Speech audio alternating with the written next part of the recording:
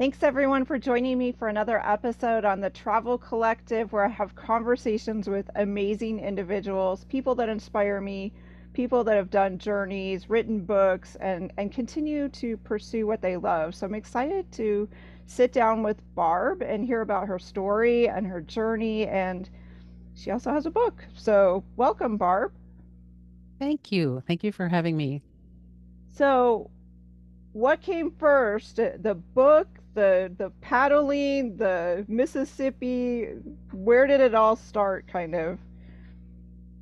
Well, the thing that came first for the Mississippi trip was the boat, because I started building a boat, a tandem kayak with my father, who had gone through a stroke and was not able to build the boat that he always dreamed of. So that's how it started. And then the boat sort of got put on hold because I was still working as a teacher and didn't have a whole lot of time to travel up to my dad's home, which was out of town, and help build the boat with him. So then I retired, and one of my projects in retirement was to finish the boat. So my husband helped me finish the boat, and then he had a great idea to take it down the Mississippi, which it was not appealing to me at all at the time. I really wanted to just be around here and, paddle it in lakes and so forth and so on. But then in church, we both felt called to do this trip and to put service with the trip and to take the love of God out of the church to other people. And we thought that the kayak was one way we could do that. So we Interesting. named her Kupandana, which means love one another. And then we set out to plan a trip down the Mississippi and made engagements to work with nonprofit organizations all the way down the river, and blog about what they do. So we learned so much during that process and during the trip. And something unexpected happened because I didn't expect to write a book at all. Our purpose was to write the blog, and encourage these charities and help them in any way we could and get them more publicity. But we gathered stories. As you know from being a traveler, you gather stories from the people you meet, right? And the Yes. stories sometimes have something to do with you, often they don't. And then you tell the stories as you go on in your travels. And down at the bottom of the river, we met somebody who was about ready to go around the world on her sailboat on the Blue Wow. Odyssey tour. And she encouraged me to write a book with the stories in it and said that that would be a good way for God to put the book in people that the message could encourage, the message about kindness and caring for others and all being a part of this one interdependent group of humanity. Yeah. Oh, that's amazing. So, what happened to your father and building the kayak with him? So he did not get to see the end result of the. He did not. My dad ended up not being able to continue working on it with me because he developed pulmonary fibrosis. So he couldn't be around dust or Oh, sawdust or wood, those types of things. And so my husband and I brought the boat down to our home to finish it from his home. And then soon, within a year or so, he was already um, in hospice. oh, So he didn't see it done, but I know he was with us on the trip. And we put a brass plaque in on the hip brace of the boat inside that dedicates the boat to him. oh, wow, that's So fabulous.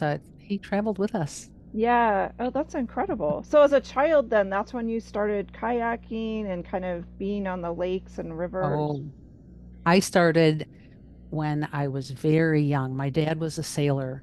I didn't kayak a lot, but we had so many different boats, of many different sizes. We had boats that you propel with paddling and with pedaling and with motors and with fishing, but mostly sailing. And we took sailing vacations every year, and I was taught a lot about boating, and a lot about safety, Yes. which came in very handy because I wasn't afraid of going down the Mississippi. And it's a really powerful river.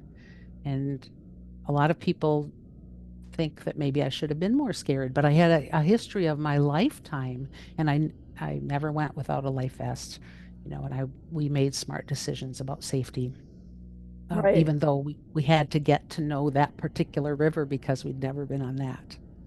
Yeah, and there's barges and I mean huge boats that traverse the Mississippi even to this day. I mean, there's shallow parts, there's deep parts. I mean, it's a lot to take on. Yeah.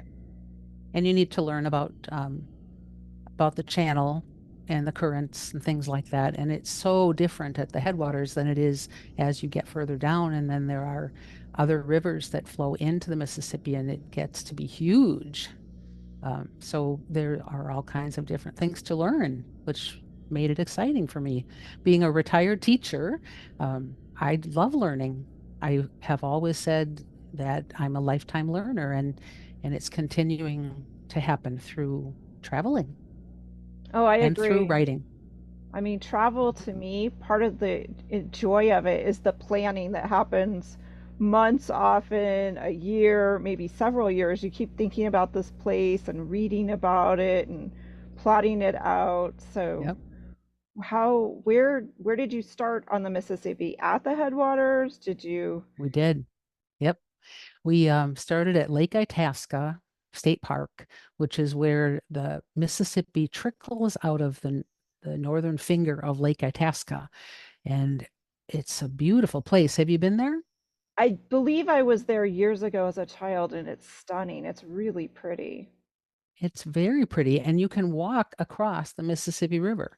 They have a log, a felled tree, um, that is flattened off, and you can walk right across, or you can take off your shoes and socks, and you can walk right through the water that, is ankle deep, as it trickles out of Lake Itasca. And then to think that this water becomes what we know empties into the Gulf of Mexico is Yeah. amazing. Yeah, it really is. So how long Mhm. was the journey? How much time did you spend on the river and then stopping at each place to do the work? We allocated 6 months. My husband actually got off of work. He wasn't retired yet, and he was given off of work because he tied the trip into his Oh, company's business motto of helping others. And so they gave him 6 months off. We did the trip in 5 months because we ended up having a little change of route for safety purposes, and went down the Tennessee and the Tombigbee River near the end of the trip mm, instead of staying on the Mississippi, which got very dangerous and industrial. yeah. So our purpose was really to help other people and to help nonprofit organizations. And so we had a better chance of doing that and staying safe by going on a little bit shorter route. It ended up taking 5 months. We stopped at a few more than 2 dozen different charities. Oh, wow. We'd work with them for about a day or two, depending upon what they needed. And then we would go on, and we try to blog about them before we left town. So we'd have the internet. Yeah, that's important. Yeah, exactly. Yeah. We did a lot of camping. Sometimes we got to stay in hotels or motels if we were in a community where there weren't campgrounds, in order to do our service. But it was an incredible trip. What were a few of the highlights of the organizations that you really felt you touched or really resonated with you? Do you want to share one or two of those? Sure. You asked the right question to get Oh me yeah. talking. Um, I think that one of my favorites was a tutoring organization in Fulton, Mississippi, um, which unfortunately I don't think is active anymore. But Oh. it came about because two women were talking about their town and about how people in their town, a lot of their people had had to quit high school and didn't have GEDs and were sort of had reached barriers Mm-hmm. in their ability to go on and to improve in their life. And so they decided to start a tutoring organization. And it was amazing because they did it with no resources. They got Right. someone who owned a dry cleaner to give them the property next door, the business location next door with no rent. Then Oh my goodness. they paid out of their own money for the materials to teach these people. they came to the office whenever the people could come. It wasn't a schedule based on their needs, it was on the needs of the clients. And they had this amazing list of people whose lives had been changed. And we met a woman who was there for tutoring, who was almost finished with her study to get her GED. And she shared with us her journey. And then we also happened to be at lunch with the staff when the woman who was in charge of the ministry to the jail, she Uh-huh. also had a GED jail ministry. She got a phone call and she came back and she told us that the man she had tutored, who had gotten her GED through their tutoring organization, had just gotten out of jail. He'd gotten released, and on the day he released, he went and he applied at college. Wow. I Oh my know, right? goodness, And right. yeah, and what did they want us to do? They wanted us to help them build a website. They didn't even have an email yet. Oh my And they had goodness. looked at our website and they wanted to be able to reach more people. So, we helped them to get an email and to just set up a basic website so they Right. could reach more people. That was just one example. And a second example I think I could share would be Paducah, Kentucky, Hmm. because Paducah, Kentucky is a lovely, lovely town, and it is on the Ohio, between the Ohio and the Tennessee rivers. And when we got there, we discovered that Paducah Cooperative Ministries is a way that they combine all of their different services in one organization, but they had about 50 different churches that all contributed to this with volunteers and with money, plus donations. Wow. So they had a central area. They wanted us to paint their doors the first day that we were there. And then the second day we were there, they said, could you stay another day? Because we'd really like you to see, and we'd like you to help build a garden, a raised garden bed for our program that we're just starting called Fresh Start for women who were incarcerated and are getting out of incarceration to stay at this location to learn the skills they need to be independent. Yeah. Um, and one of them, we wanted them to be able to garden. So we just helped build a raised garden bed for their Fresh Start. But they have the churches in the area had decorated the rooms, and each one of the rooms in this place had a personality based on the church that had decorated it with all of the beautiful things and lovely colors and paintings, and it was very, very homey. It was like the whole community came together to offer money assistance for things like heat and electricity and water, and food. They had a food pantry. Oh They wow. yeah, they just had all of these different services because a lot of communities will have one food pantry that's Yeah. totally separate from another clothing area Right. where you can get free clothing. They had it just all together, That which actually makes more sense, I think. Kind of a centralized place. it was something we didn't see very often, and it was something several people talked about. Dubuque, Iowa was working on something like that too, where they were separate, but they were coordinating them through a publication. So people could look at the publication and find out where to get all of these services. So Nice. we learned a lot and met wonderful people, of course, these people who dedicate themselves to their passion for others. Right, exactly. So on your own website, because I didn't honestly spend much time on it, is there a list of some of these organizations so if people want to reach out themselves and Yes, there is. Even more than that, one of my writing colleagues, who worked with GIS, which is mapping, hmm. he helped me by teaching me how to make a Google map. So I put a Google map on the website, and you can just find it right up at the top. Um, and you can go down and you can click on an icon wherever there is a service icon, and then it will open up with an information box about the service and a link to their website. Oh, that's So nice. you could do a lot of exploring on there. I also put 5 photo galleries of the trip on there. So instead of having photos in the book, which makes the book expensive, Yes. I put a lot of digital photo galleries on the website, so people can go there. And there's a QR code right in the book that will take you right to the website. Oh, that's So wonderful. Yeah. I I'm a little bit like you, learning about technology and Yeah. learning how to use it, and amazed at some of the things it can do, and then frustrated at some of the things that I can't do. Right. And how many hours sometimes you can spend just, I mean, the information's out there. I love YouTube, and there's other sites that teaches you how to do so much now. But again, it's that time factor of spending time and then stopping the video and like, okay, now I got to do this and do that. Hmm. Yeah, I'm amazed at what you do to put all of these shows together. Oh, well, thank you. So talk about packing. I mean, you've got this kayak and you've only got so much space, and then you may have to camp, just the thought and the prep for something like this. Well, we took a year to prep for it, and we did some practice rides on the Mississippi. So we went out there and practiced.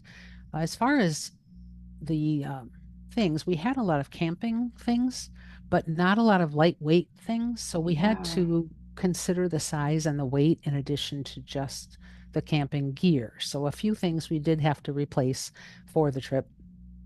Um, we looked up the the boat was an Osprey double by Pygmy Boats. So I went to the website and I looked up how much weight it could carry. And it Oh, basically said that it could carry as much weight and volume. It could carry as much weight as the volume. So we could stuff this thing. oh, okay. Because it's wooden, it Right. wasn't going to sink. So Interesting.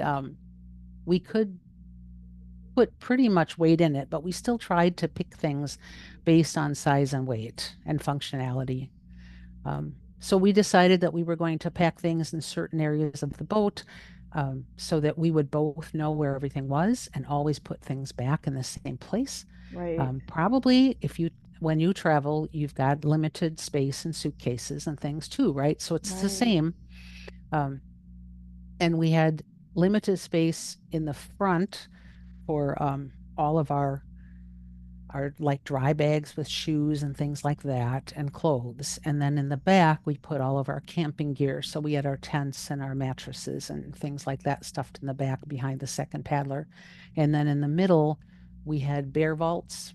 Do you know what Oh, those are? yeah, for securing food. Brought the boat and all the supplies out in the yard, and we laid everything out so people could see everything we had. And Yes. we had a guess the weight of the boat contest. So that Oh, was that's fun. that's smart, and that's kind of fun too to turn it into a Yep. gathering, and because I'm Hmm. sure friends and family, yeah, I'm sure people were concerned too. Did you have people that were like, "What are you thinking? Why are you doing this?" I think we had a lot of people who were intrigued by the idea and wondered how it was going to go.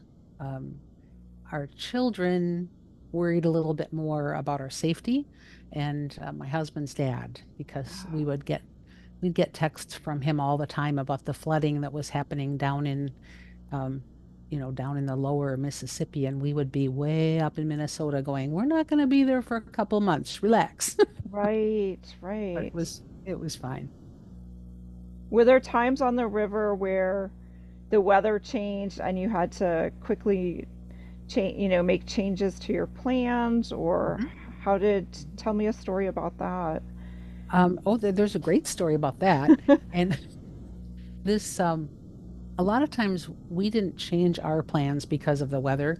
We still, we got off the river if it was lightning and thundering. Yes. Um, but we didn't change our plans if it was raining. We paddled in the rain, and there were days when we did that and got pretty cold and wet. But that's the nature of the river. Mm-hmm. Um, one particular time, though, we had an article in the paper was written about us when we were near Brainerd, Minnesota, and it was the Brainerd Dispatch, I believe. And so I got an email then from a gentleman who said, "I'd love you to stop by. I'm just off the river, and I can offer you, a warm home, a shower, a steak dinner, laundry facilities." And all I ask in return is that you talk to my two children about service to other people. Oh, and wow. how important that is. And I thought to myself as a teacher, I thought, I can't pass this opportunity. It's what a great dad, right? Right. To want to Exactly. expose your children to the idea that service is really important over and above what you have told them and done for them and with them. So we changed our route for um, instead of staying at a campground on a certain day, we chose another campground that was closer to them. Then we stopped at their house for the night. And it just so happened that there were strong winds. There was a tornado that touched down not where we were, but in the vicinity. And we were safe and dry. We had a steak dinner. We had a great conversation with a wonderful family. And we actually even watched the finals of Oh, the hockey tournament finals because they had a big screen TV in this basement, um, and it with a lovely couch and a bed and a nice suite actually for us. And so we were warm and dry and comfortable, and wow. weather passed right by. Isn't that amazing sometimes how we don't know why something comes across our path, you know? But I always tell people, and I have stories too from being a child growing up in the Midwest, of Hmm. you just learn to rely on that gut, that instinct, that nature that you can't explain. Somebody's speaking to you, someone's looking over you, but Hmm. you have to believe in those moments. And you're right. Trust your instincts and your gut. So, actually, that you brought up the storm idea. I have a new book coming out next week, which is just poetry about the river. And instead of a long memoir that would tell all the details about the trip, this pretty much takes you through poetry from the Um, headwaters to the Gulf. And it has poetry that shows just my thoughts and insights about the trip. And I do have one about a storm. Do I have yes, time to read yes, it? of course, please. Um, And we'll have to share the title so people can. Sure. This poem is called Summer Storm, and it's one time when we did need to get off the water because of a storm. Summer storm. Restless geese patrol Stumpfield sandbars, squawks overlapping with plaintive seagull cries. Pregnant clouds darken the sky, ominous, heavy, and gray. Frenzied anglers reel in untouched lines. Motors roar to life, bows point toward shore. Storm's coming, better head in. Someone shouts what everyone knows. Picnic shelter tabletops offer front row seats to nature's show of power and might. Raindrops pelt the surface of dippled waves, churned up by howling winds. Electrified air crackles, snaps, jagged lines of light carve through a darkened daytime sky. Moments later, earth rumbles in reply. Deluge turns to drizzle, rivulets slow to a trickle, leaving riverbed patterns in campground soil. Rosy glow of early summer evening, fresh smell of renewal. Oh, that's beautiful. I can just picture it. All the Thank you. the arc of the storm and That was sensing that. Yeah. that was what it was like. You just get an appreciation for all of the parts of the Mississippi, including the weather, Mm-hmm. and you're living in it, you're living on it and in it, and you've agreed to do it, so it becomes part of your life. Yeah. And the book too. It fascinates me that you hadn't written a book before, but at the end of the journey, someone says to you, you know, you really should write this book. So share some thoughts on, because I always feel like so many people I meet, they have stories, they have things to share, Yes. and they need to just go for it as as I do it. But a lot of us get held up in that. We hold back. We think, oh, I can't write a book, I've never written. So maybe some tips on where you started and how that kind of little bit of that journey, what helped you get over that. you know we always put these Well, thank roadblocks. you. Yeah. Yes. Um, I was a kindergarten teacher, And I had taught writing to young kids, and I was intrigued by authors all my life. I was inviting authors in to talk to my kids, and I was always thinking I'd love to write a book. So I had gotten past that part where I had thought it would be fun to do that someday. And then when this came up, I had never thought about writing a memoir.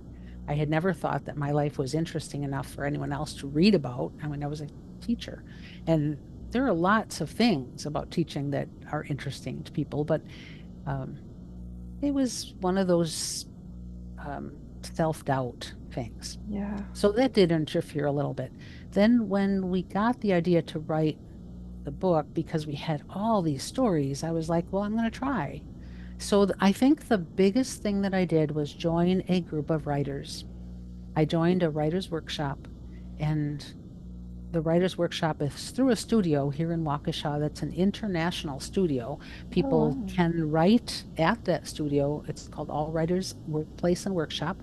And people can join for classes and they can join for writers' workshops from anywhere in the world through Zoom now, Hmm. or in person. So I go in person most of the time, except during the pandemic. And all the people are writing different things, but they're sharing them with each other and giving each other feedback and encouragement and positivity. And so that's how the first book got written. Probably it was about 4 years, about 10 drafts, Oh, wow. uh, Yeah. over and over, uh, getting feedback from people. For the beginning, I tried starting it in different places because I wanted the beginning to be effective, and probably 3 or 4 different beginnings. And then when I finally got one I loved, then I brought that to a writer's workshop retreat.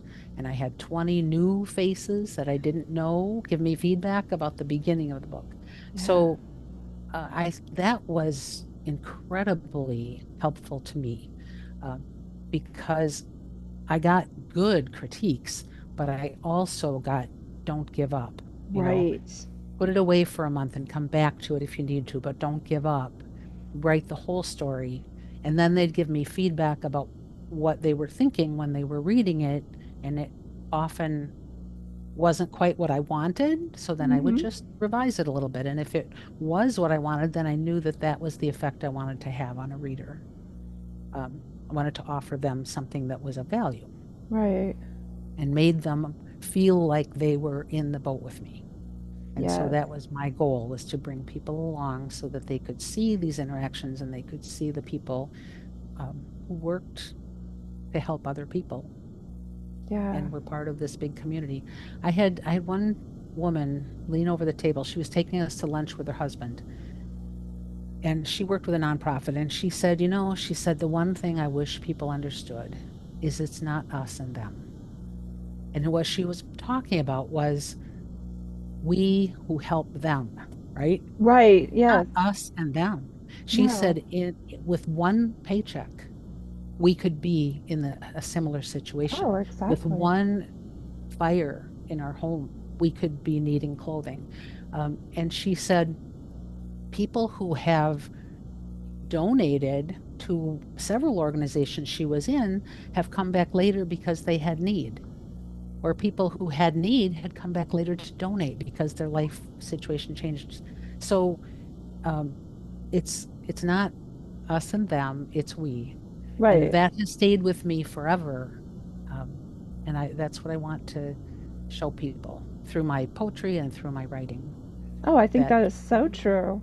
I we mean, are we all see all of interdependent. these natural disasters that are happening, or, we think we have control over our lives and we have so no control. I mean, I think that's the takeaway. Unfortunately, you see tornadoes, floods, fires. I mean, nature is has control essentially. God, something bigger than us has control. Whatever that is, or if you believe, if you don't believe, but it's not us, and we're one misstep away, or just, we can be in our home and something can happen. Like you said, I mean, disaster can happen and we may find we don't have resources, we are in need, whether that's financially, emotionally, so many things that we're going to be the one reaching out. So I do believe we're all interconnected. Hmm. Yeah, I love that idea, and I see it Oh, yeah, often. Yeah. I do too. The poems are wonderful. The story is beautiful. What are some things Mm. if someone else wanted to do something, they feel compelled to work with nonprofits or small businesses that are struggling, do something similar, and sometimes they don't know where to start, how to connect? What are maybe some tips? Well, I think you can look in your community for nonprofit organizations that help others. I know after this long 5-month trip, all I wanted to do was get back to my own, my own neighborhood, and I wanted to do things there, um, and try new things to help. Yeah. So I found an organization called ERAS that helps seniors. And so for a while, I was driving seniors to appointments and things like that when I had extra time. Now my husband's doing that. And I found another organization that touches my heart too, which is about grieving families. And so I am a facilitator for a discussion group with children, like grade school level children, when their families come, and it's called Healing Hearts of Waukesha. Oh, nice. Actually, it's southeastern Wisconsin now because it's branched out from just Waukesha, um, but provides support, a meal, caring facilitators who take grade level peers and let them talk about things that concern them after some kind of loss, whether it be a death or um, surgery or hospitalization or someone who went into the military, Oh, wow. divorce. There are all kinds of loss that affects families. And I don't know if you heard, but in Waukesha a couple of years ago, we had a Christmas parade, um, big Christmas parade accident where many people who were celebrating the season ended up, long.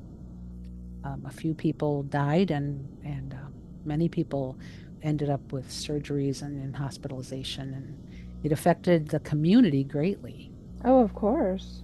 And there were a lot of a lot of people that were grieving that weren't even involved because they were part of the community. So there's definitely a need, and I feel like right now that's what I'm being called to do. But I think, like you said, if you listen to your instincts and listen to your gut, you'll find a place where you feel at home. And when you feel at home, then stay there until you don't feel at home anymore, right? Mm-hmm. Um, if we start resenting what we do or resenting what we're giving, then we need something else to do. Um, and I learned that too from this trip.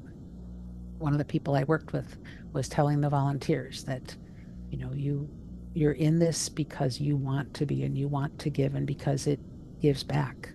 Right.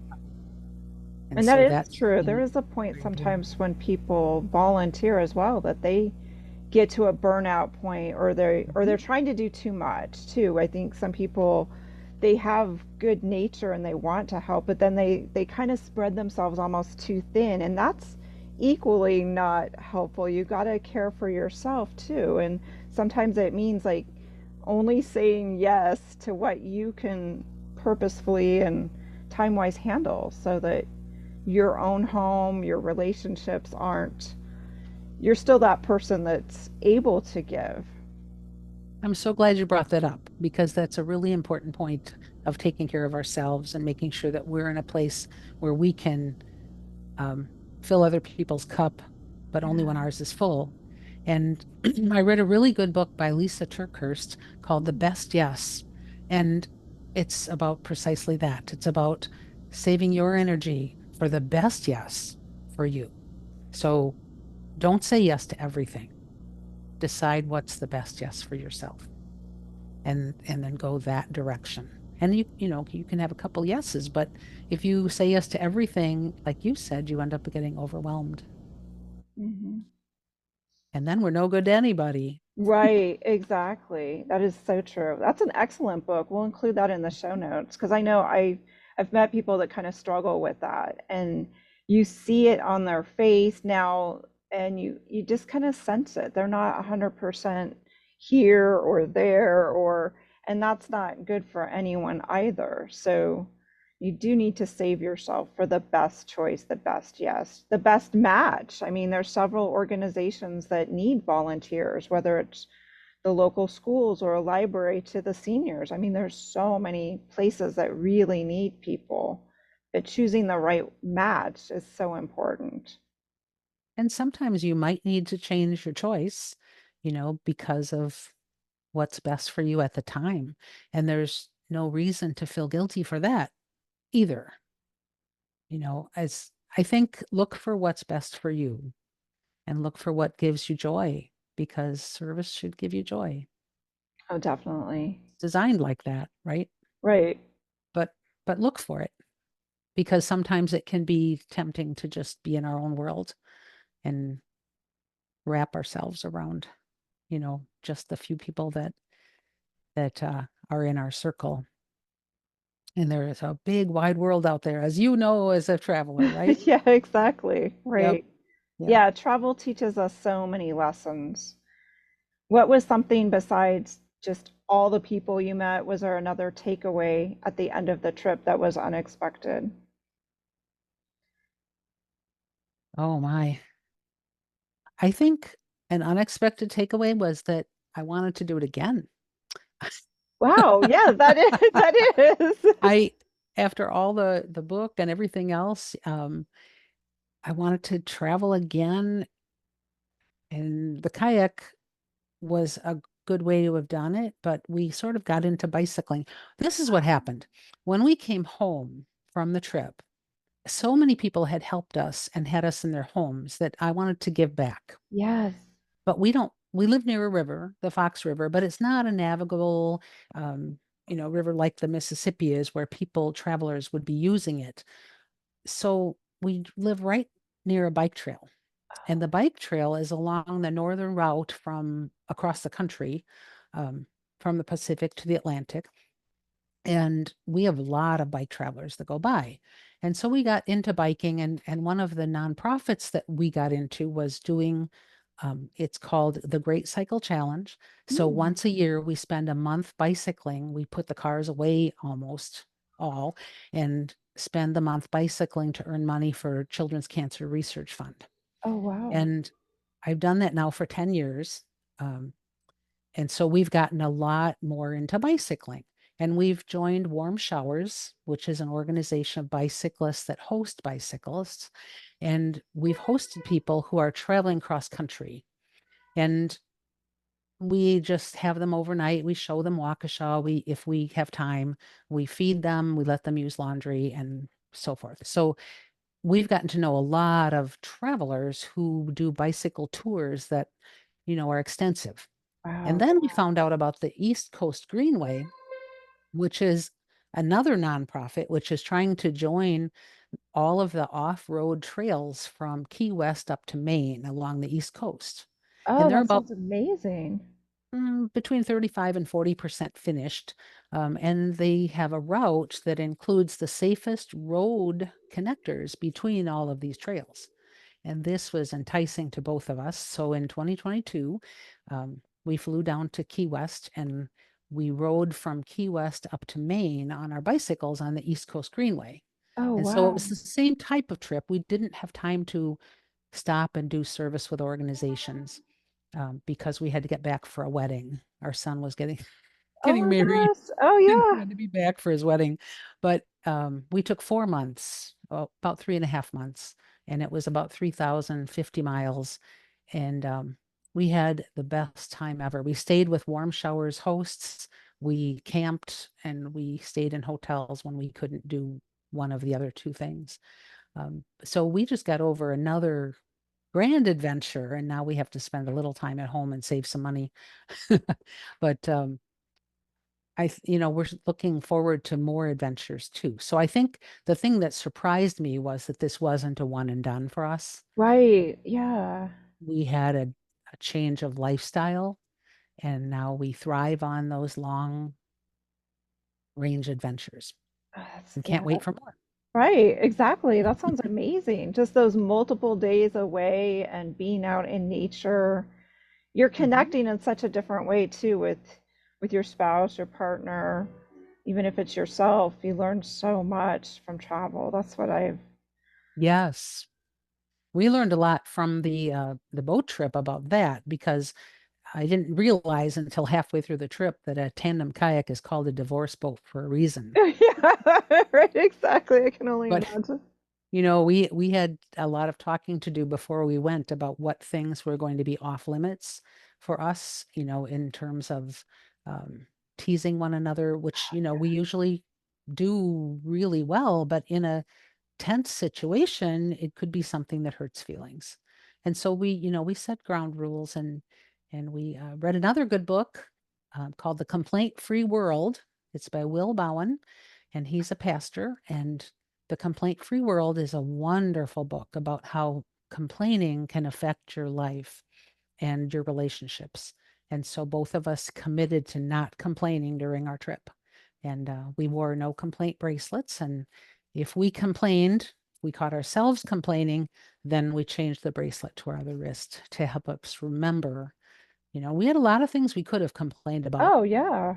but we tried to turn them into positive things and sort of complain by saying positive things like, whoa, this wind sure is making us stronger. Yeah, exactly. You know, and then we'd laugh because it was a positive instead of a negative.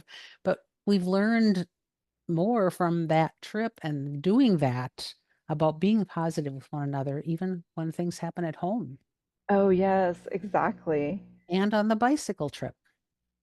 So I think that would be it's a easy read. It's a short book, and I think people would really enjoy it and get a lot out of it. Oh, I like that too. And it is that idea of turning it around because, and I'm sure the bicycle journey and the boat journey kind of taught, as travel does, that some of the little stuff is just not even worth our time, our energy, our worry, our stress. It's like, it's so minimal in the scheme of things. Yep. We need to let some things slide off, which is sometimes hard to do, It is hard to but do. it's better for us. Yeah. Hmm. If we can if we can focus on the positive and focus on gratitude, what we are grateful for. Exactly. Yeah. Well, this has been a wonderful conversation. I'm so Thank glad we you. met, Barb. I'm So happy, grateful for having met you too. so happy to share a lot of the resources you shared today. So I'll have to go back and make some notes or write them. I have some notes and make sure I get all the books to notate in the show notes for people.